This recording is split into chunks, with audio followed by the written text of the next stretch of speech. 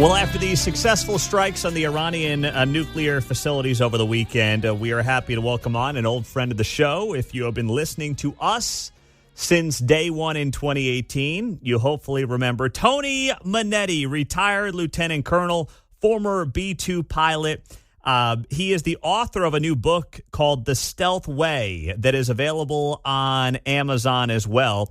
And he's joining us on KCMO Talk Radio. He ran for U.S. Senate back in 2018 in the Republican primary. Tony, good morning. It's great to have you back on KCMO. How are you, my friend? Oh, I'm doing great, Pete. Thanks for having me back, and God bless America. That's right. So what was your reaction, Tony, as a guy who obviously knows Whiteman very well, flew those B-2 pilots? What were you thinking when the news came down on Saturday night? I was very proud of the men and women of the 509 to execute flawlessly this mission. You know, I've flown 36-hour column missions from the heartland, air fuel 4 times, and these men and women knew what the target was. It was a buried target, and we were able to use the 57 to penetrate and achieve desired results, and they returned home safely. So I'm very proud of the men and women. We are blessed by our military to have some of the greatest equipment, and now we're able to, achieve desired results. But at the same time, many of us that fight these wars, it's not like we are excited about destruction. We just want to defend the Constitution, but we're very grateful that they came home safely. I'm very proud of them. So a 36-hour mission being in one of these B-2s, Tony, I mean, after 3 hours on a Delta flight, I'm ready to jump out of my seat. What is it like being on a 36-hour mission in one of these B-2s? I remember the first one. I actually did one of the missions. It was very top secret. No one knew that we had launched. There was 2 of us, and we went alone and unafraid with no support package. You air refuel 2 times. You then, get the targets ready. You stealthing up with the B-2. We have a mode that's called penetration mode, and we basically go in stealthy. We see the targets, we strike, and then, the TSD, it's called the threat situational display, lights up when the enemy's trying to target you, and now you just stealthing out of there, return home. I remember landing and turning on the TV. My wife didn't even know I was on a combat mission, and I watched the targets I had just hit on CNN, and they said the Navy had done it with Tomahawks, and I was laughing, and she asked me to go out and cut the lawn, and I said, what a way to fight a war. It's not easy, but we're trained to do the mission, and we focus on the target, and they did it flawlessly. I'm very proud of them. I'm glad we sent 7, so that's good. Why did you think that was important to send 7? Well, you want to ensure that these weapons are penetrating and exploding, and you don't want to have to go back and do it again. So it's all about global reach, global power. You're in there, you might as well do it right. And so I think it was very wise on how to use some tactical deception means, and then integrated with other assets to ensure that the B-2s went in and out safely. The whole idea is we don't want to have to go back and do this again, Mm-hmm. And I'm grateful for our president making the tough call. Many of us are not into destroying, like I said. It's because diplomacy and economics failed us that we are at this place. Now we should, expect some sort of retaliation because you have to think like the enemy. What will they do? Retired Lieutenant Colonel Tony Monetti, former B-2 pilot here on KCMO. He's got a book out, The Stealth Way. Of course, he spent a lot of time down at Whiteman, and he ran for U.S. Senate here in Missouri back in 2018. So what is it like? I mean, the adrenaline that's got to be pumping through these pilots' bodies in the moments leading up to this, but they've got an 18-hour trip to get there, so you have to keep those emotions and keep that adrenaline in check because you got to get there, you got to complete the mission, you got to fly home. How is that handled mentally and emotionally leading up to the attack, Tony? Yeah, I used to be a boxer, and it's all about getting in the ring and now focusing on offense. And you're not worrying about, what are they going to do to kill me? You're about, focused on what's the target, what's the threats. And now you just really you just like muscle memory when you're shooting the ball. We train the way we fight. We do it in the simulator. We replicate air refueling every mission. It becomes second nature. Pete, the hardest thing for me after striking and getting out and knowing that we weren't hit was air refueling the third time at like 4 a.m. And it felt like there was a pick going through my head. I'll be honest with you, man. And now you're on the boom sucking gas down for 45 minutes a pop, and you got to do that 2 more times. You know, you're fatigued, right? The adrenaline rush leaves you, and now you just rely on each other. And that's what warriors do. It's all about the man and woman next to you, believing in the teamwork, the technology, the men and women that help with the low observability, the maintenance, the refueling. There's so many people that help us achieve, and we're just the tip of the sword. And I'm so grateful for the 509th, and they were able to execute the mission flawlessly. Very proud of them.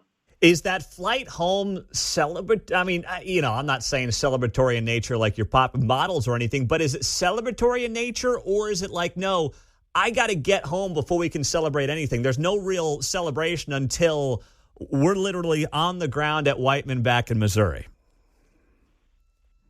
You know, Pete, it's so great that you said that. One of my greatest moments was after striking, and I refueled the 4th time, and I'm over New York, and I'm from Brooklyn originally, and the New York controller knew we were coming back, without getting into all that, but they knew who we were. And they said, "What's your request?" And I said, "I'd like to go request Whiteman." And they gave me a present position to wreck Whiteman. That moment, with ATC never does that. They usually hand you off every 20 minutes. And these guys just said, "Just go home, boys." You know what I mean? and so there's no celebration. It's all focused. Let's get this baby on the ground. And we don't even know how the target is because we have to wait till we see the BDA, the bomb damage assessment. And in the particular missions, I've done multiple missions in the B2. And you don't know until after you see the BDA. So I was grateful that we hit the targets. I remember going after SAM systems and seeing it completely obliterated, and other targets that we had achieved our mission. We call it bow tie, by the way, ladies and gentlemen. Bombs on target on time. That's what the 519 delivers. Anytime, any place. Global reach, global power, and we do it well. Well, you know this state well, Tony. Of course, you know Whiteman well. What do you think the vibe is down there in that community and at that Air Force base right now, based on your experience? They are training for the next potential adversary. Let's not forget what Iran do. They will likely try to drag in Russia or China, and those people have capabilities. So we're focused on potential threats. We're in the simulator. We're air refueling right now. We're training the way we fight, That's why I'm a strong supporter of trying to get, a golden dome over the United States, because the real threat, if you ask me, are potentially the Chinese, who are growing their Navy and offensive capabilities, and potentially Russia. That's who I'm mostly concerned about. And there could likely be, sleeper cells with Sleeping Joe and Bordazar Harris opening our borders. Tens of millions have come in. How many of them potentially are terrorists? That's why I'm so grateful that we have the right to bear arms. Keep your head on a swivel, ladies and gentlemen. Don't take this lightly. We just poked a bear potentially. The president knew what he was doing. I just hope that we are able to have a dialogue and understanding both sides of the story, because if you're Iranians, you're not happy, obviously, that we're into this war. And when I ran for the United States Senate, I learned how corrupt the lobbying group is, and we need campaign finance reform, Pete, because we can't have other countries influencing our politicians, and that's the dang truth. 50,000 Palestinians have been killed. 2,000 were killed when they struck on October 7th, but let's not forget there's a lot of people hurting there, and we have to have a dialogue is all I'm saying, man. Mm-hmm. Yeah, absolutely. You're right about that, Tony. I do want to ask you on a lighter note to wrap up our conversation. When you're sitting in that B-2, how much room is there to move around and do anything when you're just sitting in that seat for 36 hours? It's an ACES 2 ejection seat. It's not comfortable. It's about the size of a 737 cockpit, if you know what that looks like. We actually went to Walmart and bought these lawn chairs and put them behind our seats, and we were able to put a pillow there. So if we're tired, we can take a nap for 15, 20 minutes. It's very tight. There's a little toilet. A lot of people want to know about that. We got what's called piddle packs. You can do what you got to do in a little bag if you have to. And then I do remember taking hot dogs and boiling them in the water instead of coffee, and then having a dog after striking. So that was my celebratory pitch there, brother. So your celebratory it pitch wasn't quite New York style. So your celebratory deal was a boiled hot dog on the way home after your big strike during your B2 career. A boiled hot dog. Do you have ketchup packets or anything, or are you just eating the hot dog by itself? No, I had the whole thing, the bun and some hot spicy mustard. I even had some sauerkraut that I couldn't warm up because we don't have a microwave. It's a $2 billion airplane, no kitchen. What's up with that? Oh gosh. Hey Tony, it is great to hear your voice. Great to have you back on KCMO. Just catch people up on what you've been doing since, of course, you were a regular on the show during your Senate run back in 2018. Yeah, obviously I'm not going to be running for politics anymore. I came in second out of 13, and I just decided to do other things. I'm still flying. I'm a captain for a major airline. I just don't get into it, and I consult. And mainly I just love my wife and kids, and I'm blessed with Penny. She's a mental health therapist and supporting her career and enjoying our freedoms and traveling a lot. But, yeah, that's what I'm doing, and I'm grateful that we have a president that is at the flight controls right now, because if Sleepy Joe was there, who knows where the heck we'd be right now.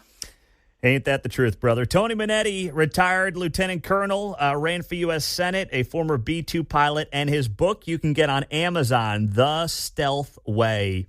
Tony, great to have you on the show. Thanks for being here. Anytime, brother. You keep speaking the truth. We love you. Take care, Pete. Thank you. Tony Monetti on KCMO. Great to have him on the show, and good to hear his voice back on the air. He was always a good guest back in 2018. He finished second in that primary to Josh Hawley. And then, of course, Hawley went on to beat Claire McCaskill in that general election.